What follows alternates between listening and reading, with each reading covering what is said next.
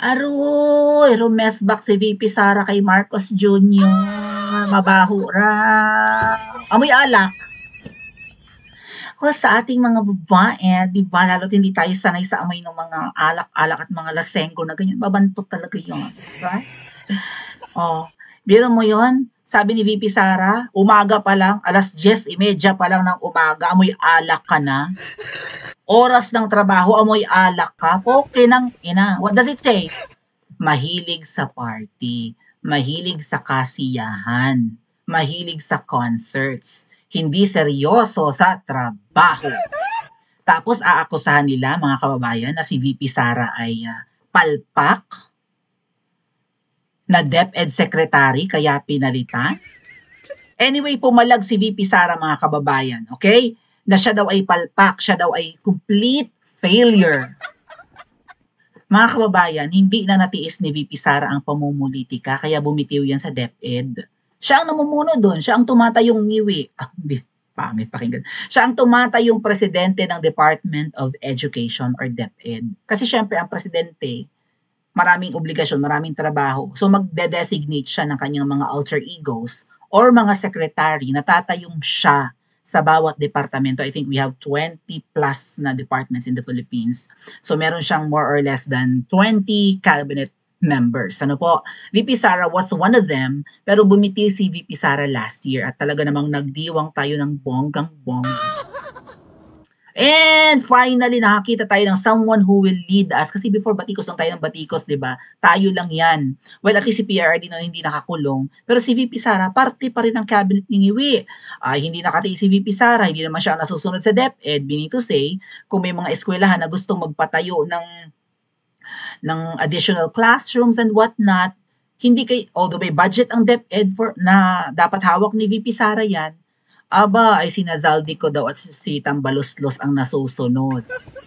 So kung sino man siguro yung mga local politicians, halimbawa sa probinsya ng Laguna, 'di ba, patatayuan ng dagdag na mga classrooms yung mga school sa bawat bayan ng Laguna, ay doon sa mga kasabwat ni na Tambaloslos at saka nung Zaldi, yung parang Little Tamba, napupunta ang budgeting or pera at hindi kay VP Sara, hindi si VP Sara na susunod, ay bakit ako nandito pa? Bumitiw na ako. Ngayon, nung bumitiw si VP Sara, dahil nga matagal na niyang hawak yung resignation letter, pinatawag sila sa Kamangyang at meron nga raw meeting or cabinet meeting, hindi, nag-submit na kanyang irrevocable resignation ng ating pangalawang Pangulo.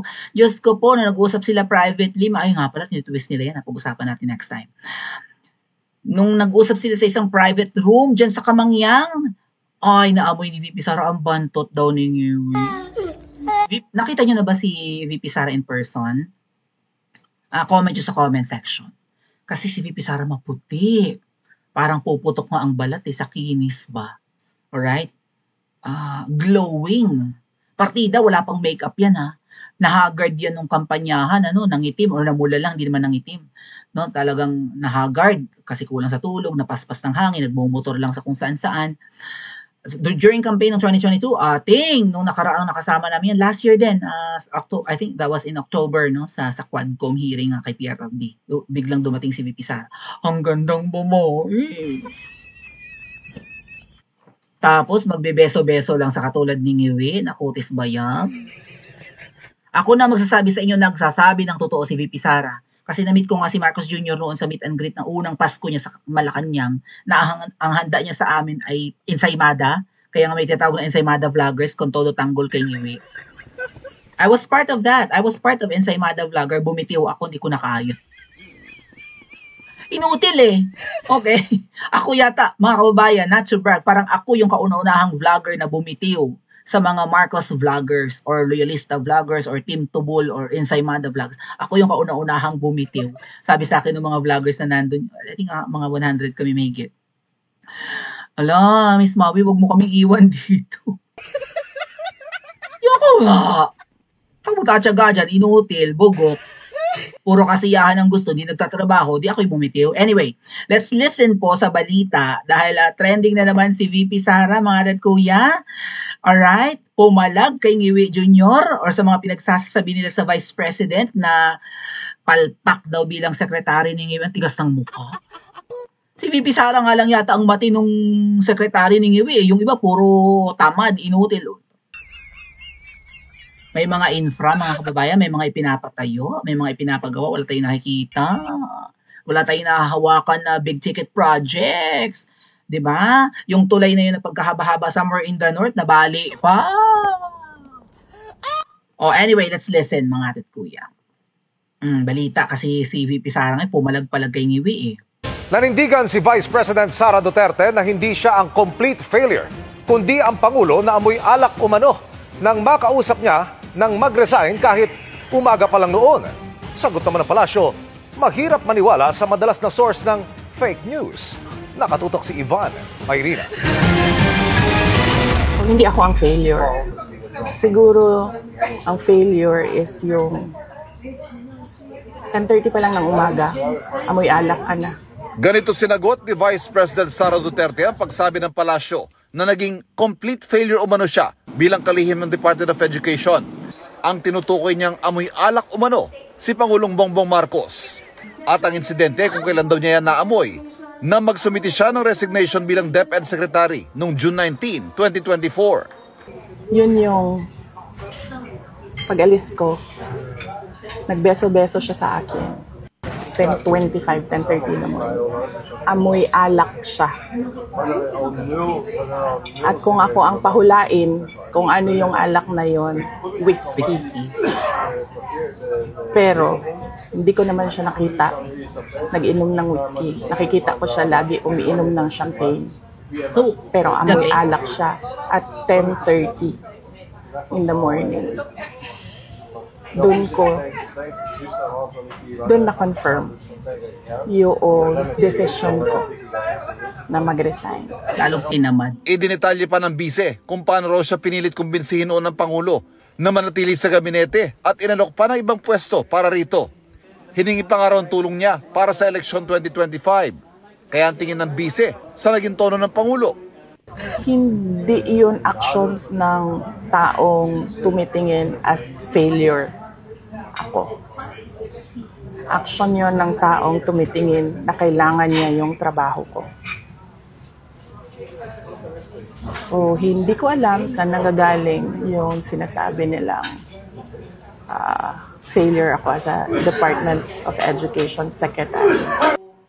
Ang pagtawag ng palasyo na complete failure kay Duterte, sagot naman nila sa naunang banat ng bise na napag-iwanan ng estado ng edukasyon sa Pilipinas dahil sa mabagal na pagsabay ng bansa sa pagbabago. Si Palace Press Officer Claire Castro, hindi kumbinsido sa kwento ngayon ni VP Sara. Sa kanyang statement, sinabi ni Castro na mahirap raw paniwalaan ang mga kwento ng madalas nagiging source ng fake news. Lahat raw ng kwentong ito ay layong siraan ng Pangulo dahil nais siyang pababain ito sa pwesto para ang bise ang maging Pangulo. Bagay na tinawag niyang makasariling hangarin. Ikinumpara rin ni Castro ang Pangulo na maaga raw gumigising para sa mga event at meeting. Di tulad anya ng iba na tanghali na akong gumising. Kasalukuyan nasa The Hague ang bise para bisitahin ng amang si dating Pangulong Rodrigo Duterte. Para sa GMA Integrated News, Ivan Mayrina, nakatutok, 24 oras. Si Auntie Claire, ang tigas ng pes, ano? Mahirap daw paniwalaan si VP Sara dahil lagi daw source ng fake news. Auntie Claire, ikaw ang source ng fake news. Hinihingi sa iyo yung mga listahan ng mga barangay na may mga barangay development center na pinatayo. Wala namang blanco, may blanco na. Yung binuking ni Miss Eden Santos ng Net25 ba yun? O, pati yung, Diyos ko po,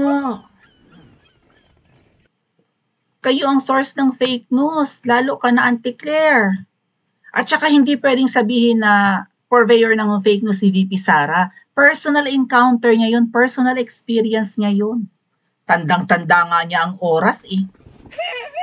In-invite siya ni Ngiwi sa isang private room dahil humingi nga siya ng konting minuto para makausap. And then she handed over her resignation letter to Ngiwi. Nakipagbeso. Feeling ko si VP Sara ayaw niya makipagbeso-beso dito. Nasa private room kayo, magbebeso-beso kayo. Feeling ko si Ngiwi, no? Alam niyo naman ang taste ni Ngiwi sa babae. Gusto niya yung may lahi. Half German baga naman, mistisa, matangkad. No, matangkad si VP Sara eh. Matangkad pa nga yan kay Ngiwi. Oh, tapos si Ngiwi, kayo mangging kaligatan na.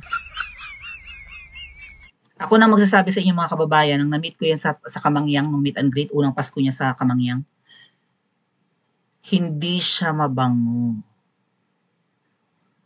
May singaw yung katawan niya. I guess naligo naman na siya noon kasi nga kailangan niyang, 'di ba? Sa dami ng inimbita nila for meet and greet eh. Pero mukha siyang mabantot. Sabi ko nga sa iyo, hinaplos ko yung balikat niyan kasi ayaw nga makipag-shake hands, 'di ba? Mailap sa tao. So sabi ko para may mahawakan lang akong presidente, touch ko yung balikat. At ang awkward. Parang nanliit ako sa sarili ko. Ano ba to? Masyado ko sinasamba tong isang. Ay, tama yung naramdaman ko nung unang Pasko doon sa Kamangyang. Hindi siya worth hangaan or idoluhin.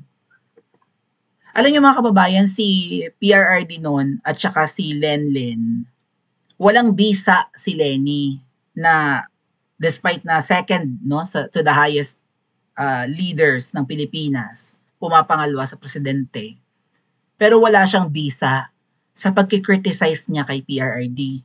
Dahil si Lenlen gusto lang manira. Si PRRD nagtatrabaho ng maayos. Excellent namang talaga. Itong si Ngiwi, inutil. Palpak, naggagalit-galitan nga doon sa flood control mukhang wala namang mangyayari. Masabi lang na pinunan niya. Pero wala silang magagawa. May maipakukulong kaya si Ngiwi, mga kababayan, na mga politikong bilyon-bilyon ang tinanggap for flood control. Flood control pa lang yan. Napak-trilyon ang budget natin. Yung flood control, di ba kalahating trilyon yan? So, 6 trillion ngayong taon ang budget natin, di ba? So, parang lang siya less than, parang 10% nga lang. Right? Almost 10% lang ng total budget yung flood control. May mga budget pa for other infra, maybe sa ospital, sa school, sa kalsada and all that. Pangbaha lang yun Pero wala. Kung meron man, marupok, substandard, madaling magiba, konting ulan, sinisisi pa nila ang malakas na buhos ng tubig. Or malakas na baha or flash flood, kaya nasira yung God, nagsasayang tayo ng pera. So ikaw Ngiwi, kung pinupuna ka man ni VP Sara, dahil palpak kang talaga. And kaya sila apektado, nag-aalala sila. Kaya kinukulayan nila yung sinabi ni VP Sara. Gusto mo lang maging presidente, kaya mo pinupulaan, hindi. Malaking threat sa inyo si VP Sara. Kasi sa dalawang leader na matataas na to, sino ang mas nagtatrabaho? Sino ang masipag? Sino ang matyaga? Sino ang sanay sa kahirapan? Pa-comment po sa comment section at mag-like and subscribe din po kayo.